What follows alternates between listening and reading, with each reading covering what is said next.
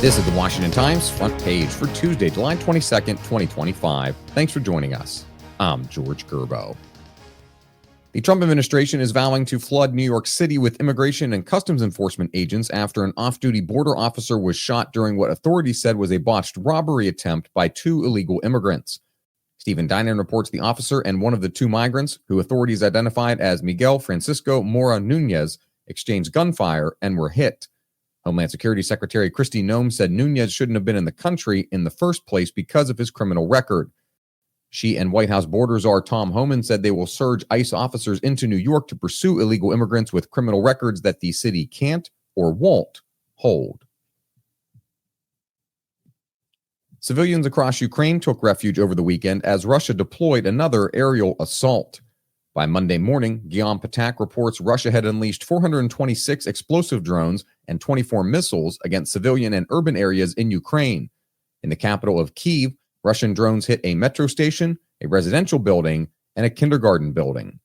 The attack, which lasted 10 hours and killed 2 people, was part of a broader and intensifying Russian bombing campaign that has grown in scope over recent weeks. The timing of the attack once more raised questions about Russia's intentions, as Ukrainian and foreign officials were scheduled to meet in Kyiv. The lead senators who launched a bipartisan investigation last year into the assassination attempt on President Trump in Pennsylvania are no longer cooperating. Lindsey McPherson reports the Senate Homeland Security and Governmental Affairs Committee began the investigation after Trump was shot in the ear and a rallygoer in Butler was killed. It issued an interim report in September with sign-off from both parties. However, on July 13th, the anniversary of the shooting, new committee chairman Senator Rand Paul of Kentucky issued a final report that lacked approval from Democratic members and his fellow Republican, Wisconsin Senator Ron Johnson. A few days before the report's release, Paul said he was seeking bipartisan support to issue final conclusions, but would move forward on his own if needed. The proposed merger between European satellite service provider SES and Virginia-based Intelsat is raising concerns because of SES's strategic partnership with a Chinese state-linked satellite company. Bill Gertz reports the $3.1 billion merger was announced in April. A month later, SES reached a strategic partnership with China's Aerosat Link for an international airline in-flight internet service program. Aerosat Link is a subsidiary of the state-run China Satellite Communications Company, which is identified as a Chinese military company. The Treasury Department has sanctioned both in the past, based on national security concerns.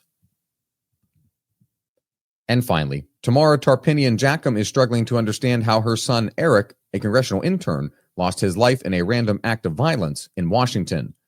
Matt Delaney reports his family laid Eric to rest last week near their home in Granby, Massachusetts.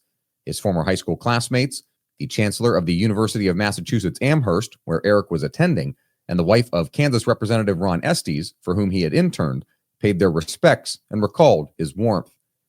She said the family became fond of D.C. because how much Eric adored the nation's capital, but his killing 3 weeks ago opened a wound they don't expect to heal. Find all of today's front page stories at WashingtonTimes.com/front page or on the Washington Times app, and find us wherever you get your podcasts. You can also find us on social media at Wash Times for breaking news, sports, commentary, and more.